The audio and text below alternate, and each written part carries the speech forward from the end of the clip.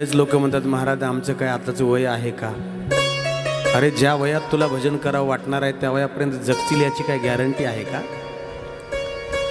इथं मोठमोठे गेले, तुझा कुठं ठिकाणा लागेल दादा? मोठमोठे गेले,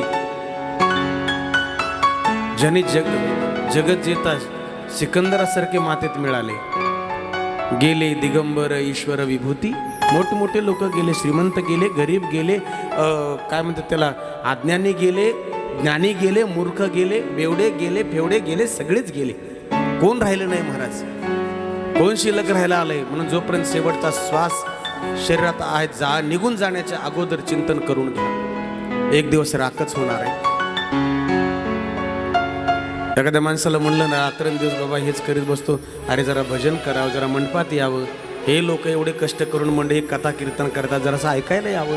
ते म्हणतात महाराज आत्ता आपल्याला मरायला सुद्धा वेळ नाही, थोडं सेटल होऊ द्या. काय होऊ द्या म्हणतात त्याला?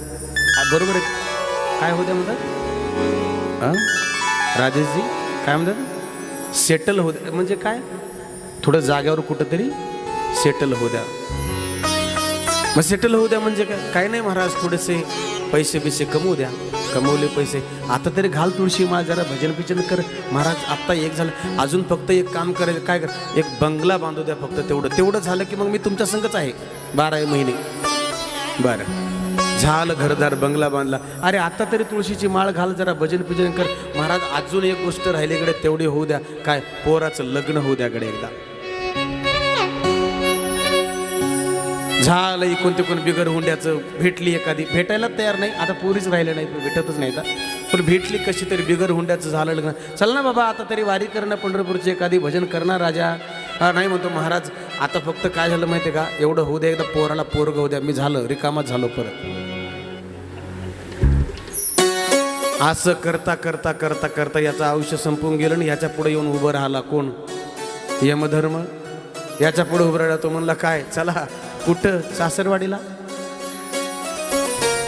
तो म्हणे सासरवाडीला. म्हणले हो. हे बघा म्हणले यमराज महाराज, आत्ता मला सगळं सेटलमेंट झाली, सगळं झालं, मी सेटल झालं, व्यवस्थित झालं. आता मला भजन करायचंय, आता मला थोडा काळ द्या. ते म्हणला 80 वर्षाचं का आयुष्य तुला दिलं होतं, 80 वर्षाच्या काळामध्ये तुला थोडासुद्धा वेळ भेटला नाही राजा. जे तुला परलोकामध्ये साथ देणारं साधन होतं, नीट लक्ष करा मी काय बोलतो, जे तुला परलोकात गेल्यानंतर सुख देणारं होतं, जे तुझा पुढचा जन्म चांगलं साधणारं होतं, तुला उत्तम गती प्राप्त करून देणारं होतं, त्याच्याकडे लक्ष दिलं नाही. आयुष्यभर केवळ इथल्या सुखासाठी धडपडला, पण गेल्यानंतर काय होणार याचा विचार केला नाही. आणि आत्ता म्हणतो एक क्षण, आता तो कोट्यवधी रुपये जरी मोजले तर तुझ्या शरीराचा एक क्षण तुला मिळणार नाही. मग चला आता निघालं पाहिजे.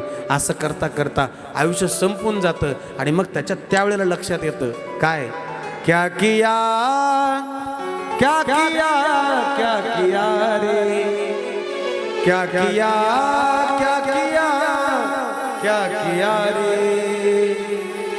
तूने जीवन गमा दिया, क्या किया रे, जिसे पाना था उसको तो खो दिया, जिसे पाना था उसको तो खो दिया रे. जे मिळवायला पाहिजे ते मिळवलं नाही, आयुष्य संपून गेलं महाराज. म्हणून त्याचा भरोसा नाही. म्हणून शरीरामध्ये श्वास निघून जाण्याच्या अगोदर महाराज शिवप्राप्ती झाली पाहिजे महाराज. पण शिवप्राप्ती झाल्याशिवाय जर जीवन धन्य होत नसेल, जीवनाची इति कर्तव्यता होत नसेल, जीवन पूर्वत्न प्राप्त होत नसेल, आणि जीवनाला जर मुक्ती मिळत नसेल, तर शिवप्राप्ती करण्यासाठी काय करावं? 3 साधनं सांगितली, फार महत्वाची, नीट लक्ष द्या. नारदजीला ब्रह्मदेवजी सांगतात, श्रोत्रेण श्रवणं तस्य वचसा कीर्तनं तथा मनसा मननं तस्य महासाधनमुच्यते.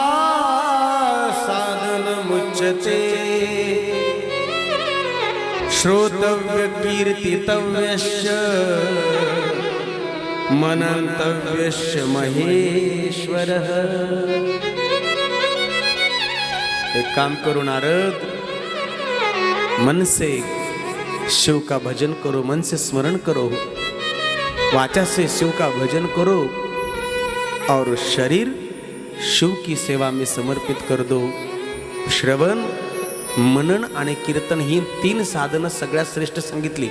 भक्तीची 3 साधनं महत्वाचे. सगळ्यात पहिल्यांदा श्रवण करा, श्रवण करा. श्रवण पहिली भक्ती आहे ना. श्रवण करा, जेवढं श्रवण करता येईल तेवढं करा. मला तुम्हाला एक गोष्ट विचारायचं आहे. टेंभुर्खेडेकर, देवाने तोंड किती दिले माणसाला? झोपले काय? तोंड किती दिले? 1 दिले. कान किती दिले? 2 दिले. बरोबर आहे ना? नीट लक्ष करा. तोंड 1 दिलं, कान 2 दिले. का बरं? त्याचं कारण आहे माणसाने बोलावं 1 पट आणि ऐकावं 2 पट. ऐकायचं किती पट? 2 पट. आणि बोलायचं किती? 1 पट बोलायचं. कमी बोलायचं पण ऐकायचं जास्त. रोज नवीन नवीन काहीतरी शिकता आलं पाहिजे. रोज नवीन नवीन काहीतरी ऐकतं. स्वामी विवेकानंदांचं वाक्य. स्वामी विवेकानंद म्हणतात माणसाने रोज काही ना काहीतरी नवीन शिकत राहिलं पाहिजे रोज. श्रवण ही पहिली भक्ती आहे.